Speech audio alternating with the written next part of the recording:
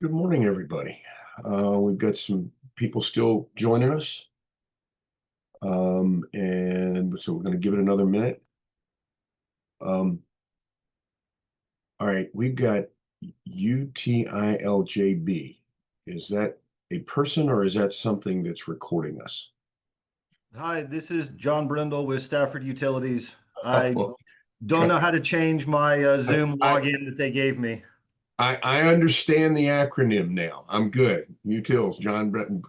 Brendel. Got it. Got it. Welcome, John. Glad to have you Thank join you us. for having me join. You know, sometimes you get these bots that join and record, and oh, there you go. Um, we've had a couple interesting experiences with that, haven't we, Jillian? Um, there's some group that I don't know how they do it. They record your meeting and then they post it to some YouTube site, and it's before we've even posted to our website, and it seems to have stopped. Did we manage to irritate them by ugly emails? I didn't irritate them. So I don't know, but it's actually not YouTube. It's behind some sort of a paid subscription webinar thing. But even though it doesn't show as anybody's recording, somehow it gets embedded in a participant's. Yeah, it's weird. It's yeah. But you know, maybe AWS's problem the other day solved it. I don't know. Maybe we got rid of them. Okay. I don't see anybody else dropping in, so let's kind of go around the room. And I'm just going to start with my screen. Mr. McCarthy. John McCarthy, Senior Advisor, Piedmont Environmental Council. Okay. Tommy. Tommy Blackwell, former tax collector in Essex County and friend of the Rappahannock. All right. Sarah Parley. Sarah Parmalee with Piedmont Environmental Council covering Rappahannock and Culpeper counties. John Brindle. Hi, John Brindle, Assistant Director, Stafford County Utilities. Thanks, John. Stuart. I'm Stuart Overby with Don't Spread on Me. We're just a grassroots organization working on the biosolids issue in Albemarle and surrounds. Okay, you're our newest addition. Welcome. Thanks. Lisa. Lisa Hall with the Northern Neck Planning District Commission, and I really like the name, Stuart. Deirdre.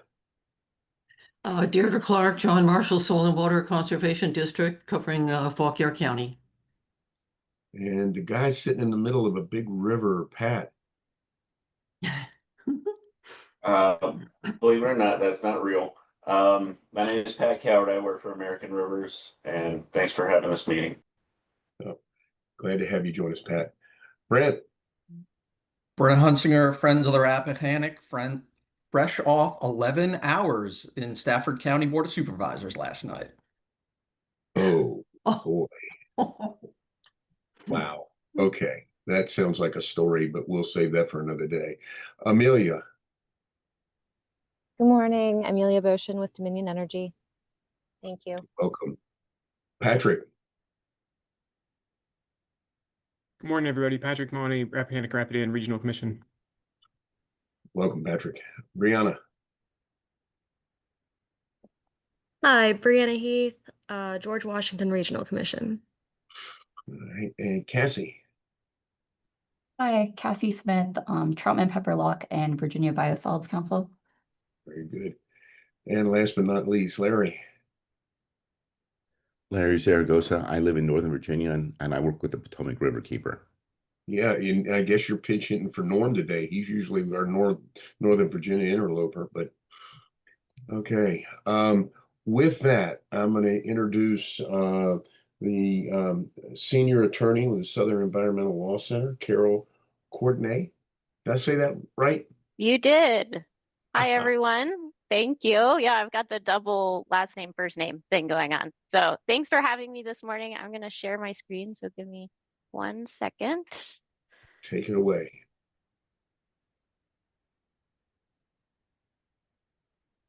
All right, can you all see the PowerPoint presentation?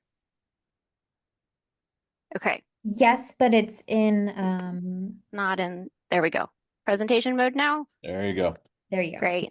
All right. Well, as Eldon said, my name is Carroll Courtenay. I'm a senior attorney at the Southern Environmental Law Center in Charlottesville, and I lead our work on PFAS pollution in Virginia. I want to thank you for inviting me to present this morning. I grew up spending a lot of time in and on the Rapidan River in Orange and Madison, so big fan of the Rappahannock River Basin. I also want to give a little background on SELC and our experience with PFAS in the Southeast. SELC is a nonprofit, nonpartisan legal advocacy organization working to protect the environment and communities in the South. We have offices in Virginia, North Carolina, South Carolina, Georgia, Alabama, and Tennessee, and we work on environmental issues at the local, state, regional, and federal level. SELC unfortunately has a lot of experience with PFAS contamination stemming from our work in North Carolina. We've been closely involved in the Comores pollution disaster on the Cape Fear River outside of Wilmington.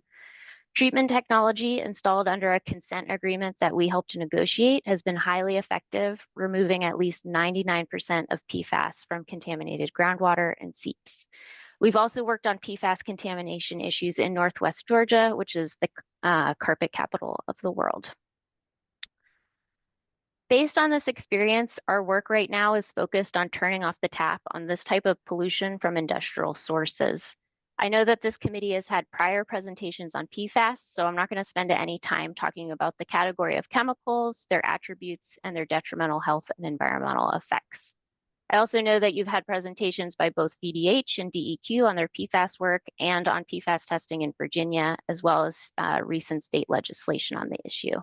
So today I want to spend our time talking about the authority that Virginia already has from the Federal Clean Water Act to address PFAS water pollution from industrial sources. This information is presented in a report we released earlier this fall called our Turn Off the Tap report. Based on this authority, DEQ could today be requiring disclosure and monitoring of PFAS, assessing and imposing effluent limits for PFAS, and requiring control of PFAS that industries send to wastewater treatment plants. These actions will help stop PFAS pollution at its source and slow the PFAS cycle in Virginia. So to start, I want to briefly remind you of the regulatory environment we're working under. Many of you have probably seen this type of PFAS cycle before, and it really illustrates how PFAS is moving through our environment in a lot of different ways. First, let's take a quick look at the drinking water realm. As you've heard from VDH, there's a lot to be done in this arena. The future of the federal drinking water standards is uncertain, but they are an extremely important part of protecting public health. Helping our water systems meet these standards will take significant investment and should be an area of focus for funding and support. But it's also important to highlight that the drinking water side of things generally involves treating already polluted water before it is sent to customers. Treating PFAS in drinking water is treating a symptom of the PFAS pollution problem. In addition, it's also important to highlight that treatment for PFAS is unfortunately not set it and forget it technology with a one-time cost. Many PFAS treatment technologies have to be refurbished over time as they absorb and trap PFAS chemicals. We then need to properly store and dispose of these spent technologies. This means treatment costs will be ongoing for communities for years to come. For example, EPA estimated that over the next 80 years, each community water system will face between about $1,200 and $2 million in costs, depending on the system size and the type of source water to comply with the new drinking water standards. And these costs are even higher for systems that will have to treat or change their water source, about $18,000 to $4 million per year. It's also important to understand the limits of the drinking water standards for PFAS. There are only standards right now for 6 types of PFAS out of a family of thousands, leaving many of these harmful chemicals unregulated in the drinking water context. The drinking water standards also don't apply to, will not trigger testing for, and largely will not trigger funding to remediate PFAS contamination in private wells, which is how over 1 million Virginia households get their water. Looking at these factors, it's clear that unless we start to address sources of PFAS pollution, costs for communities and the environment will continue to grow. So ultimately, tackling the sources of PFAS pollution falls largely within DEQ's realm.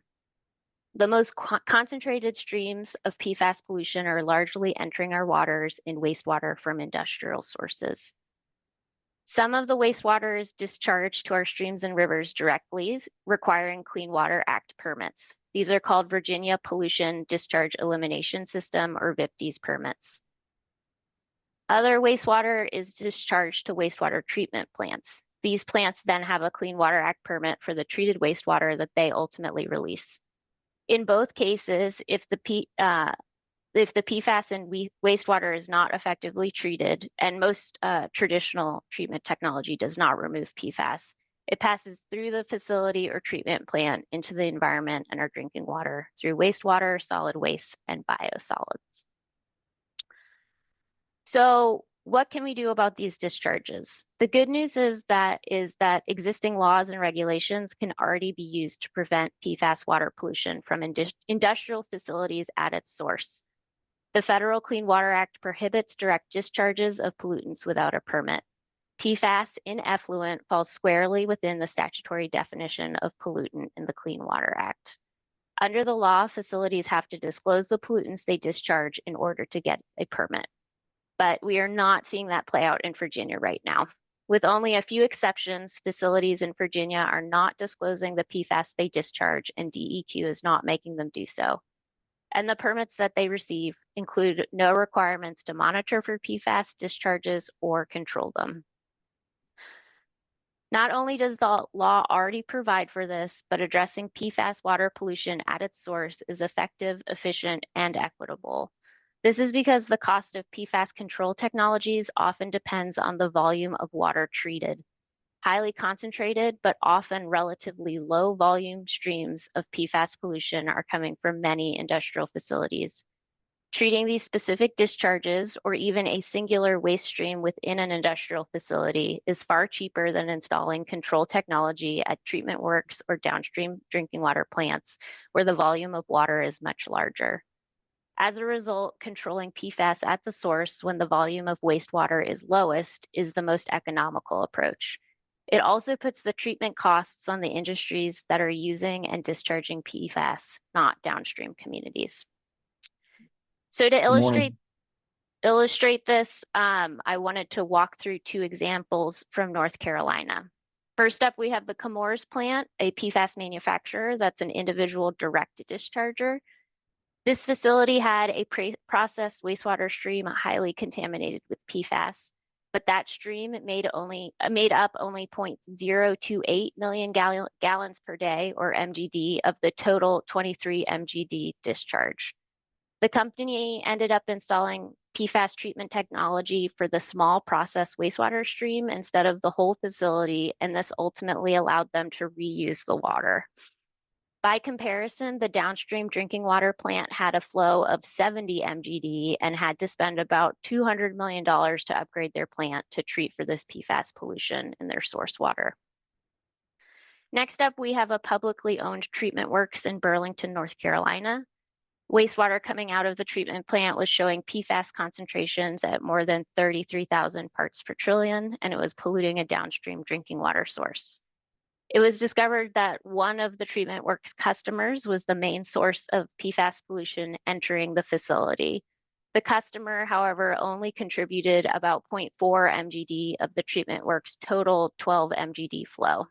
It's obviously a lot cheaper to treat 0.4 MGD of PFAS contaminated wastewater than treating 12 MGD of wastewater, and it will help clean up the community's drinking water.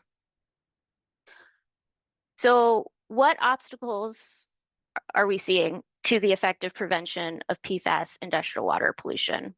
Right now, there are three things inhibiting progress in this area in Virginia: lack of disclosure during the permitting process, resistance to implementing PFAS monitoring requirements and evaluating the use of widely available treatment technology, and failure to implement EPA guidance and recommendations. I'll walk through each of these in turn. First up, we have lack of disclosure. One of the things we've heard again and again is that we don't know where PFAS is coming from in Virginia, so we don't know how to effectively use our resources to tackle the issue. The disclosure requirement under the Clean Water Act is a built-in tool that can be used to collect this information as part of the VIPD's permit program. EPA has consistently taken the position that dischargers have a duty to be aware of any significant pollutant levels in their discharge.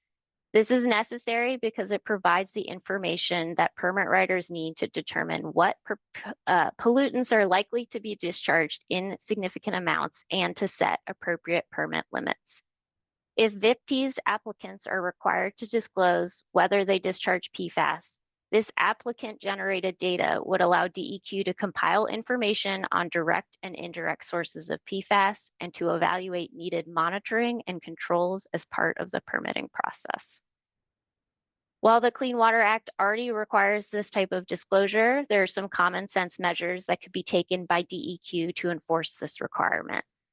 Other states in the region, like South Carolina, have questionnaires as part of their permit application process that require applicants to answer questions about PFAS and PFAS use and discharges.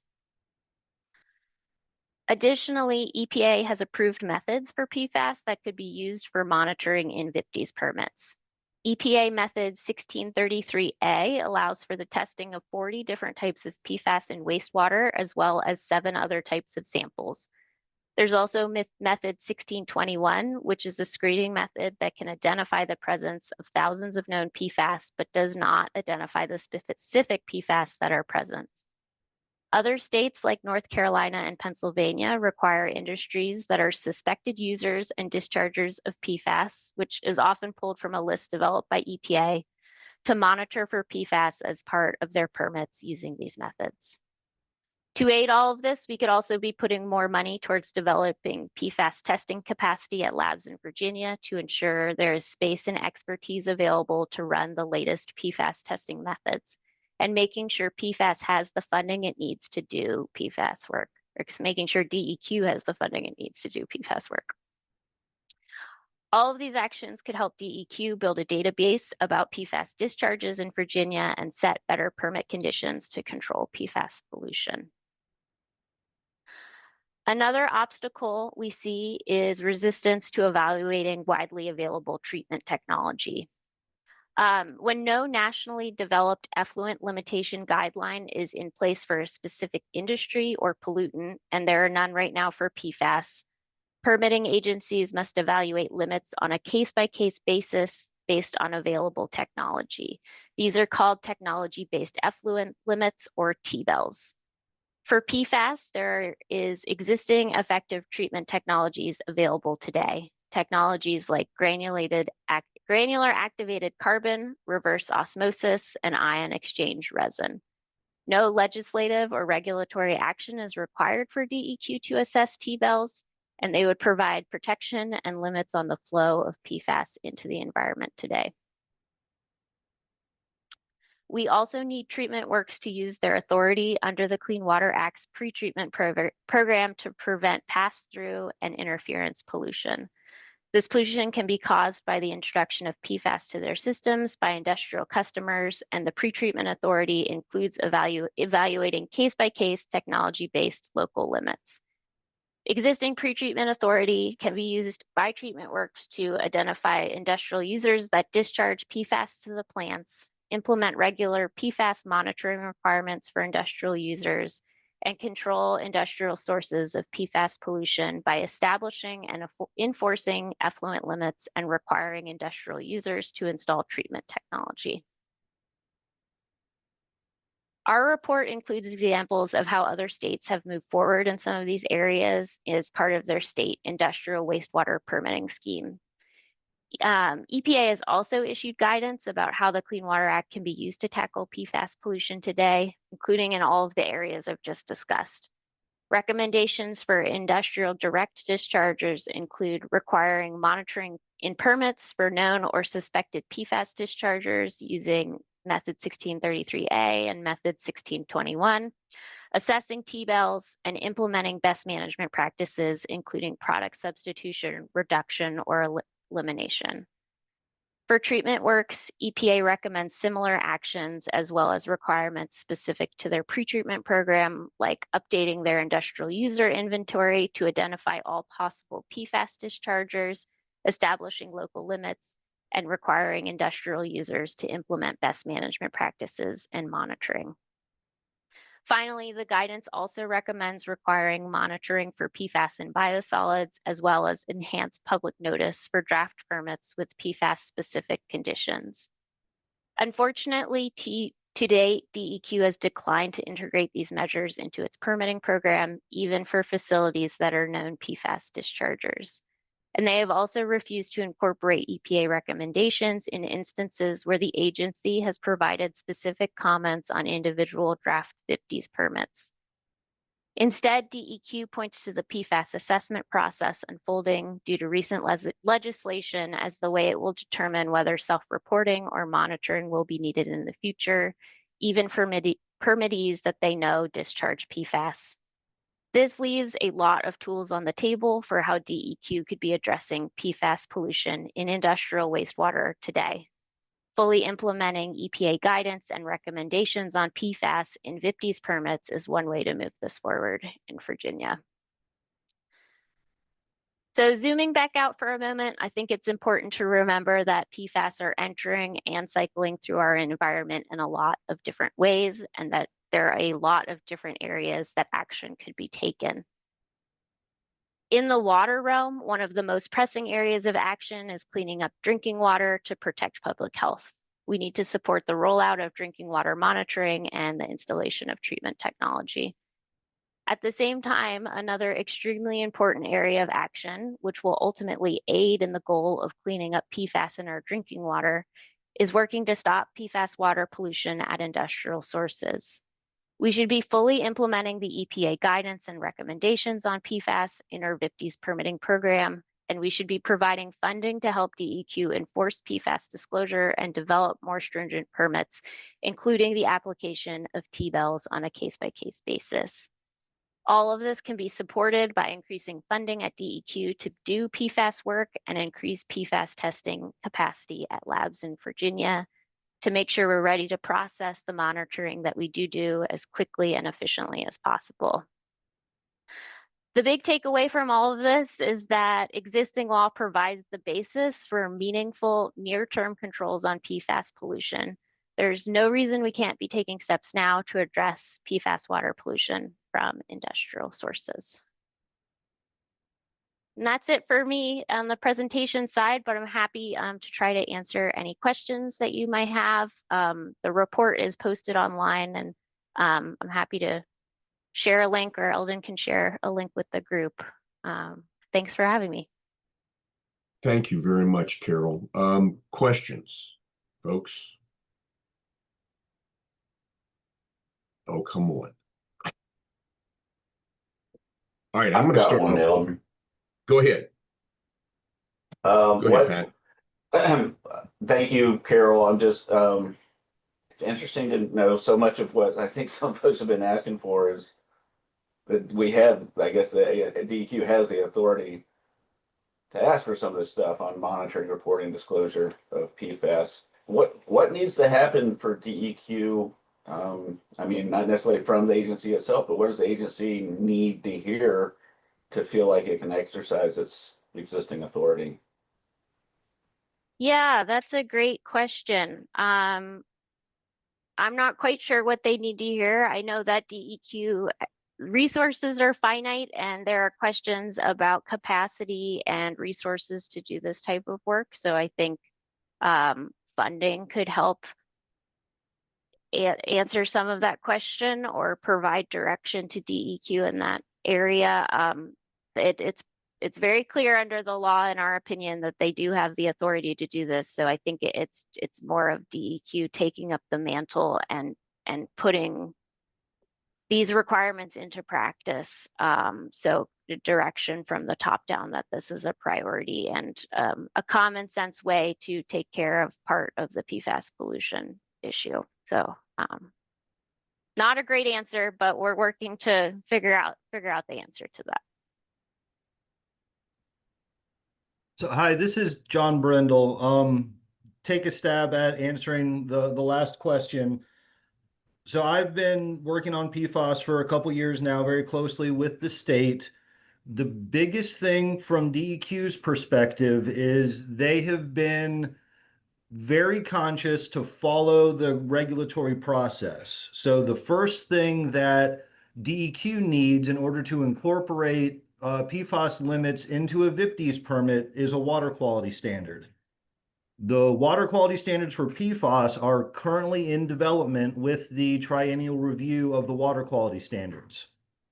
So while that's not a question for Carroll, I do want to just put that information out to the group that the regulatory process is currently in motion. Now, when we go down to the pre-treatment programs, it's then a cascading domino effect that the pre-treatment program, for them to apply a local limit for PFAS without an effluent limit at the wastewater plant, then puts the liability and the burden of potentially having that limit challenged on the local municipality, which makes it very difficult, and most municipalities are not willing to sort of stand on the edge of that cliff, even though we might might agree with sort of the end goals. So again, that's just more of a general statement than a question. I want to commend SELC. I honestly, when I started reading that report, did not think I was going to agree with as much of it as I did.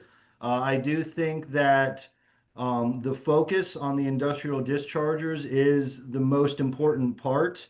And I would say that while the focus right now is on industrial sources upstream of a contaminated drinking water source, there are regulations in motion currently where DEQ has gone out sort of bypassing the standard VIPDES process and is asking industrial direct and indirect dischargers to disclose PFAS and to have monitoring, but that is still at this point extremely limited and very close to the vest. I believe at the last commission meeting, we had Max from DEQ present, who is the DEQ point person on that. And he has the results from the industries. Whether or not he's able to share them kind of depends on the individual industry that has disclosed the information. But there are a lot of things behind the scenes sort of in the process.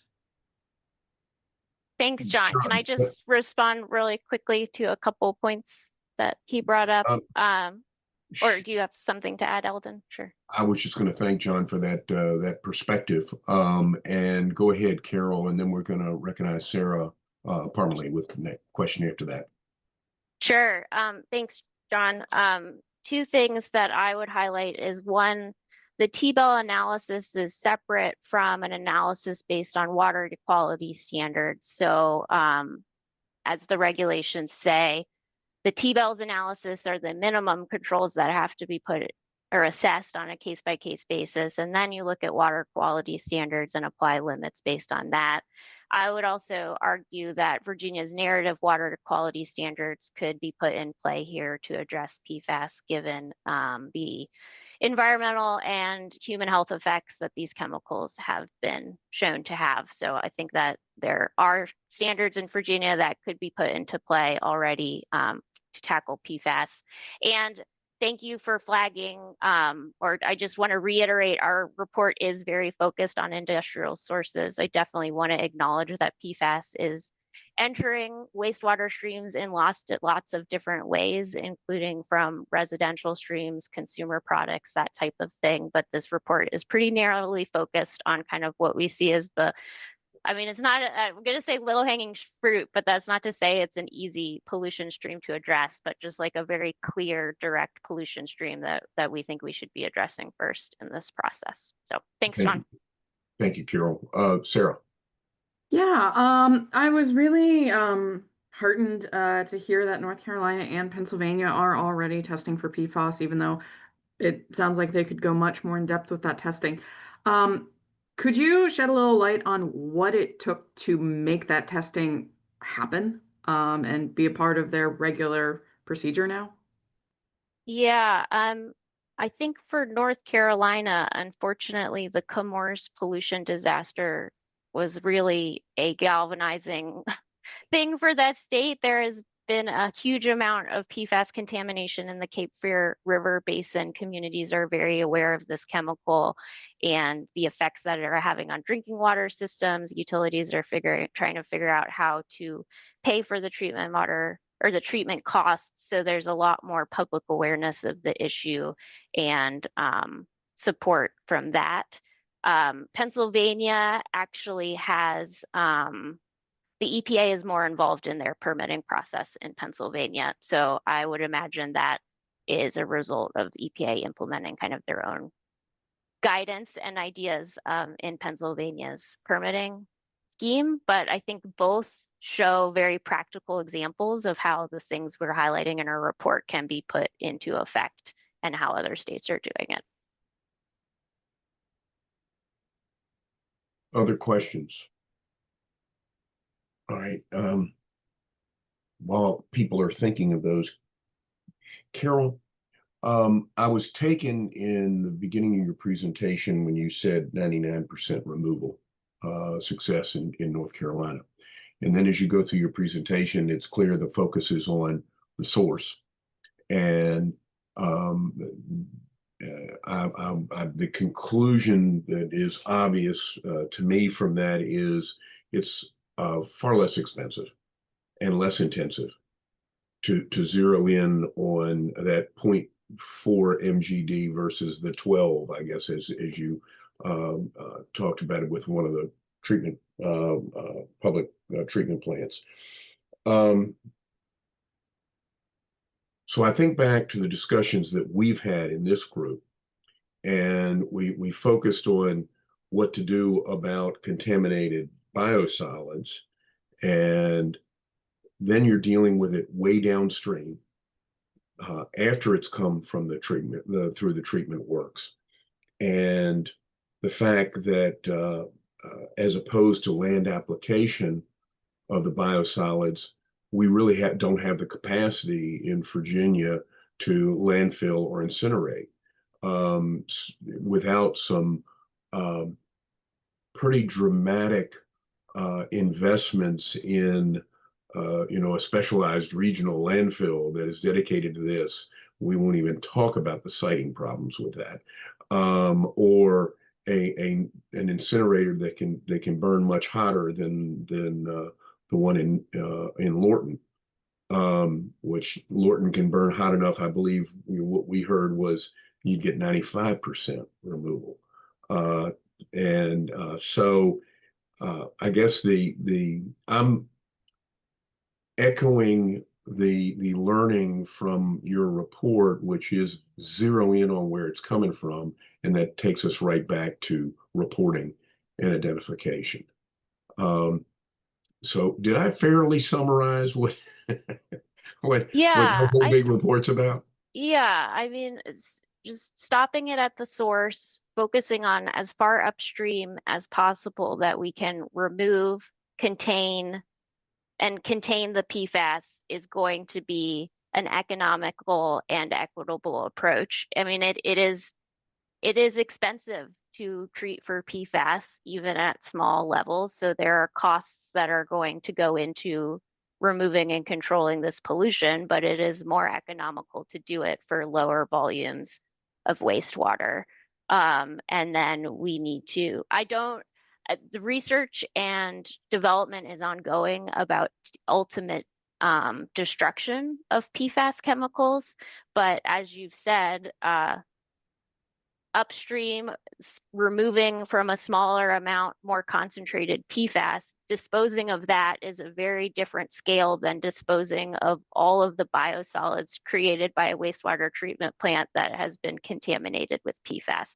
So helping to stem the flow of PFAS entering the wastewater treatment plant also ideally helps reduce the concentrations of PFAS that are ending up in the biosolids that are coming out of the treatment plant and what happens at that stage. So And is that leads me to my next question. You mentioned it in your presentation about the maintenance of the removal technologies. And I'm assuming in that the way you described it, that there's some kind of medium that's capturing the PFAS, and at some point that's reaches a saturation point and you have to remove it and replace it. What happens to the saturated medium? How is that dealt with?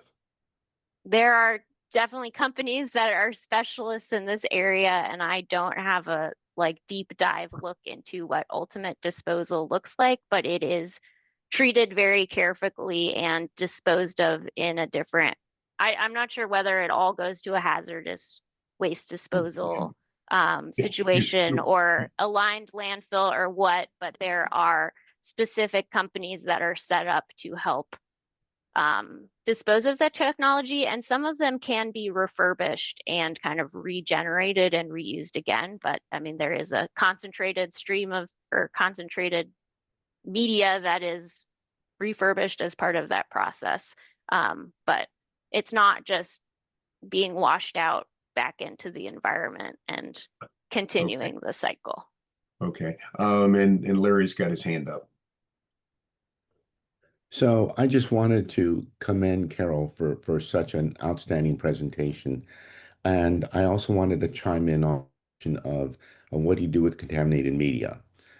So if you have something like activated carbon, generally what can happen is it can be treated to remove the contaminants, and then it could be reused. Um, other forms of collecting contaminants sometimes require destruction and or landfilling. It really depends on the contaminant, the media, and what's available. But I really want to echo what Carol was saying about capturing the contamination upstream from the industry directly. It is by far the most cost-effective way to deal with contamination and much more efficient. It's so much harder to chase diluted contamination, and that's one of the reasons why Chris Harrington did the study in Fairfax County. He wanted to understand what sources were here, especially focusing on anything that the county was involved in, recognizing that if it continues, then chasing that contamination and cleaning it up becomes so much more expensive. And the cost is assigned more equitably to the source. Absolutely. Okay. Thank you, Larry. Other questions, comments? All right, we don't want to miss this opportunity Well, to please my door is always open. Please feel free to reach out anytime about PFAS questions. Happy to chat with any of you about it anytime. we're going to take you up on that. As this discussion advances, what's next for SELC in this realm? Yeah, we monitor a lot of the VIPDs permits that are being issued in Virginia and submit comments on ones that come from industries that EPA has identified as potentially using or discharging PFAS. So we're working to continue to elevate this issue for DEQ and highlight the ways that we think they could be incorporating disclosure and control of PFAS into the permitting scheme. I've heard that there may be some interest in PFAS issues again at during this General Assembly session. So we will be keeping an eye on what kind of unfolds there. But as we've said, or as I've said, we don't think legislation is needed for DEQ to take any of these steps. And yeah, just we'll be working to continue to raise this as a priority and try to help DEQ get funding and expertise to be able to keep doing this work and pushing it forward. Okay, and Pat Calvert has put a note in the chat that Tennessee now requires disclosure of PFAS and biosolids. Anything you want to add to that, Pat? Okay. No, I think it's great. Okay.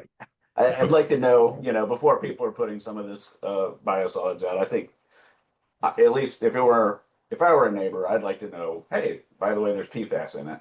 And maybe we can work with that, but it'd be also helpful to know that there's not any in there. So Tennessee's doing it, other states are doing it. I think hopefully that wouldn't be cost restrictive, but it's an option out there. I think Orange County might be having some discussion on this soon. Yeah, yes, they are having discussion on this. And Pat, that was one of our topics in earlier meetings that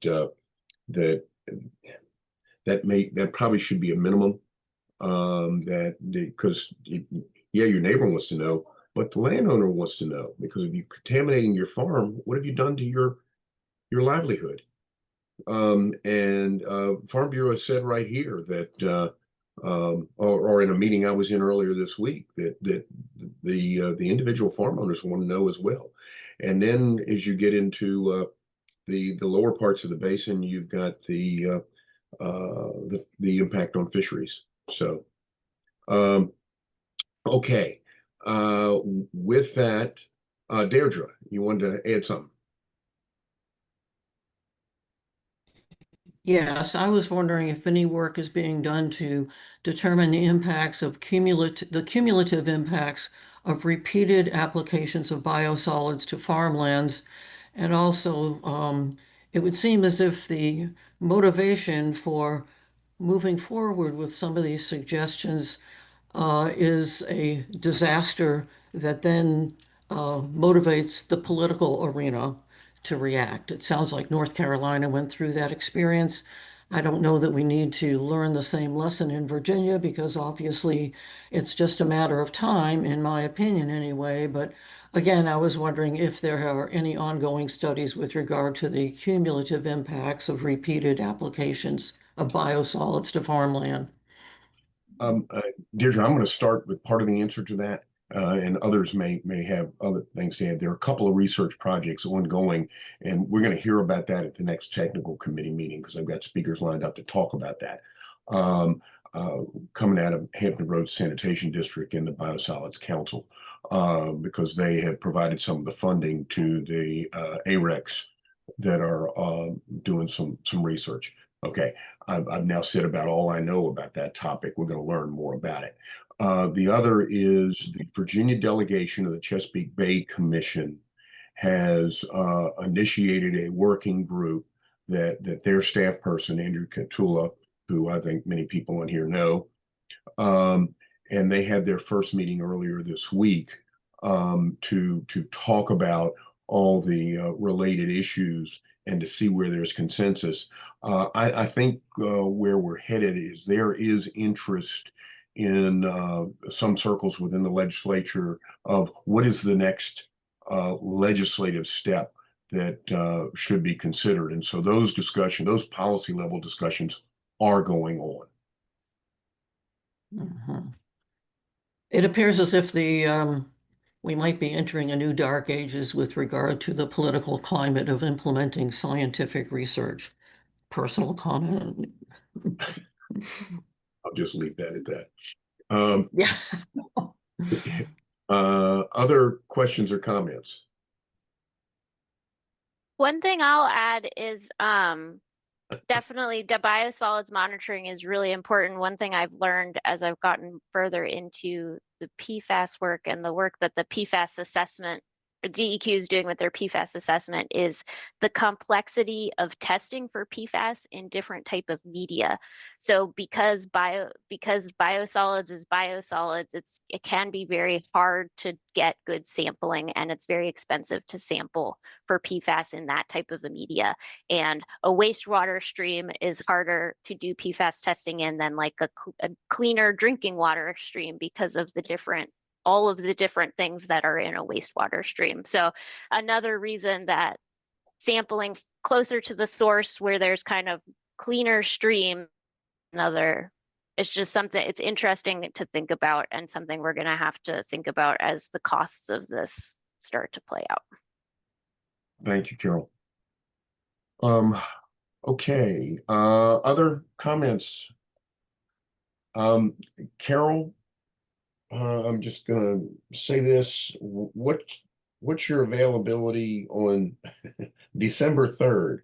The next meeting, the Rappahannock River Basin Commission. I think I'd like to work with you on, we're gonna have to condense the presentation a little bit, get it, well, you were pretty close to 20 minutes in terms of your actual presentation time. If we can do that, I think I can fit it on a commission agenda. I think what you have presented is excellent food for thought for our elected officials.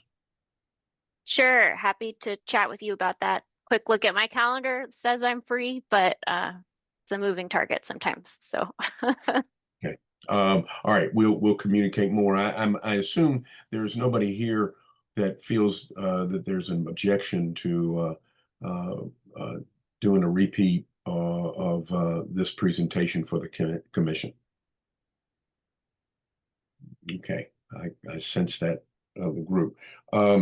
And what we may do is, Carol, my thinking is the group that's going to present at the next technical committee meeting, we may do both presentations because they're different perspectives and they really focus on, you're upstream there, we have to deal with the downstream. So those different perspectives, I think will be important for policymakers to hear. great. Okay. With that, anything else for the good of the order? I'm going to give everybody the rest of their morning back. Okay, next month, as you've heard, we're HRSD and the Biosolids Council kind of talking from that perspective and talking about some of the ongoing research and the timelines for that research, which is important for all of us to know. And with that, we'll also be talking about at the next meeting the schedule of technical committee meetings for 2026. So when I put the agenda out, I'll put out a list of proposed meeting dates. And so if you've got some conflicts with that or something, we can talk about it at that meeting in November 19th, which will, we're getting into holiday season. Thanks, everybody. Thank you, Carol.